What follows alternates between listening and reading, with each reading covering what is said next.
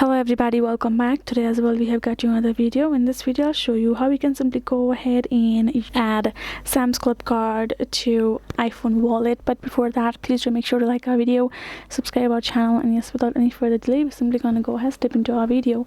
So for that matter, first of all you have to access your phone's browser and simply type in samsclub.com on top, and right now over here we simply gotta scroll down to the bottom.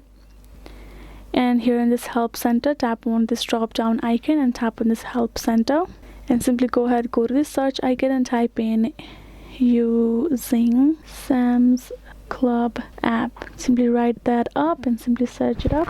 Upon doing that, you can see 16 results regarding it. If you scroll down and tap on is this using Sam's Club app, again tap on it.